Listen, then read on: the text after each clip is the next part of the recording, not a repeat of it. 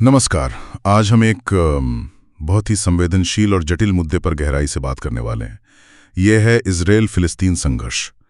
हमारे पास कुछ विस्तृत जानकारी है जो इसके इतिहास से लेकर मतलब जून 2025 तक जो ताज़ा घटनाएं हुई हैं और जो क्षेत्रीय स्थिति बिगड़ी है उस पर रोशनी डालती है।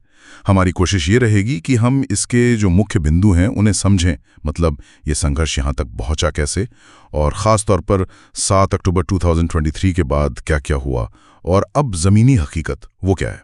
जी बिल्कुल, क्योंकि ये जैसा आपने कहा अब सिर्फ एक स्थानीय झगड़ा नहीं रहा। इसने तो पूरे मध्य पूर्व को अपनी चपेट में ले लिया है एक तरह से। तो जरूरी है कि हम समझें कि इसकी जड़ें कहाँ हैं। हाँ, अगर इतिहास देखें तो जानकारी बताती है कि इसकी जड़ें तो 19वीं सदी के अंत में जाती हैं। ज़ायनिस्ट आंदोलन शुरू हुआ, फिलिस्तीन में यहूदी बसावट शुरू हुई।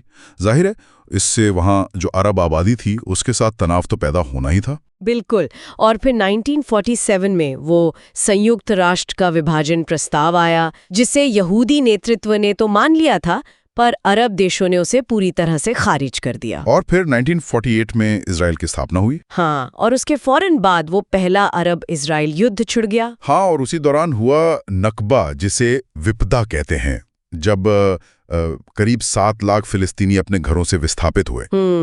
ये उनके लिए एक बहुत बड़ा मतलब ऐतिहासिक सदमा है। हालात और भी ज्यादा तब बिगड़े जब 1967 का वो 6 दिवसीय युद्ध हुआ।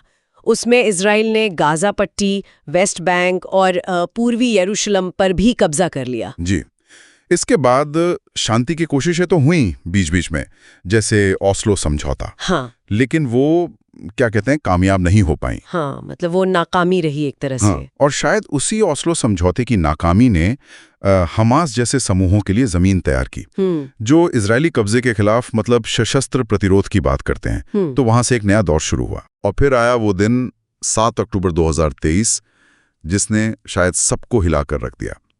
हमास ने इजराइल पर एक बहुत बड़ा अचानक हमला किया। आंकड़े बताते हैं करीब 1195 इसराइली मारे गए और लगभग 250 लोगों को बंधक बना लिया गया। जी, ये इसराइल के इतिहास के सबसे घातक दिनों में से एक था। और इसके जवाब में फिर इसराइल ने गाजा पे जबरदस्त सैन्य कार्रवाई शुरू की।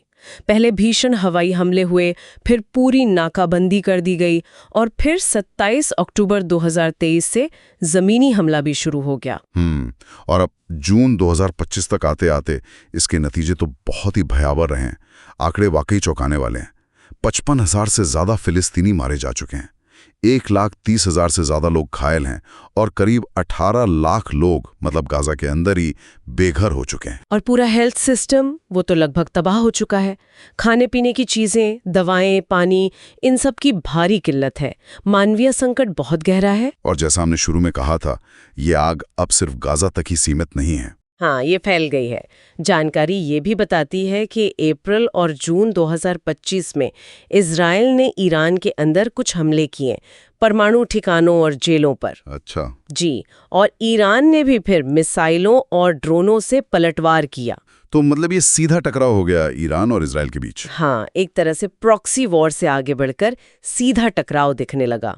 और इतना ही नहीं, लेबनान से हिजबुल्लाह भी सक्रिय है। बिल्कुल, हिजबुल्लाह लगातार हमले कर रहा है और सीरिया, इराक में भी जो गुट हैं वो भी इसमें शामिल हो गए हैं। तो क्या ये कहना सही होगा कि ये अब एक तरह का क्षेत्रीय युद्ध बन चुका है या उस तरफ बढ़ रहा है? स्थिति उसी तरफ जाती दिख रही है। हाँ, पूरे मध्य पूर्व में तनाव बहुत ज्यादा बढ़ गया है और इसी बीच गाजा के अंदर लड़ाई अभी भी जारी है।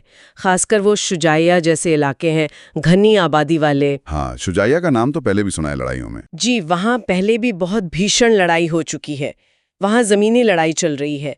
अंतर्राष्ट्रीय स्तर पर भी देखें तो प्रतिक्रिया बहुत बटी हुई है। कुछ देश इजराइल के आत्मरक्षा के अधिकार की बात करते हैं तो कुछ इसे युद्धापराध कह रहे हैं। और संयुक्त राष्ट्र की शांति पहल का क्या हुआ? वो सम्मेलन होने वाला था। हाँ, वो शांति सम्मेलन भी स्थगित हो गया है। और एक दिलचस्प या कहें विरोधाभासी बात ये नजर आती है कि इस पूरे संकट के दौरान, इस भयानक युद्ध और अंतर्राष्ट्रीय दबाव के बावजूद इजराइल में प्रधानमंत्री नेतन्याहू राजनीतिक तौर पर और मजबूत हुए हैं। अच्छा, ये कैसे? ऐसा लगता है कि ये जो संकट की स्थिति है, जो युद्ध का माहौल है, वो ही उन्हें सत्ता में बनाए रखने में मदद कर रहा है। तो कुल मिलाकर जो तस्वीर उभर रही है वो ये है कि कूटनीति की और शायद न्याय की भी नाकामी ने गाजा में तो एक अभूतपूर्व तबाही मचा दी है और पूरे क्षेत्र को एक बड़े युद्ध के मुहाने पर लाकर खड़ा कर दिया है। बिल्कुल। और ये भी नहीं भूलना चाहिए कि 50 से ज्यादा बंधक अभी भी गाजा में हैं। उनकी स्थिति क्या है किसी को ठीक से नहीं पता। तो आगे का रास्ता क्या है, मतलब इस संकट से निकलने का कोई तरीका? देखिए, फौरी तौर पर तो अंतर्राष्ट्रीय दखल की बहुत जरूरत है।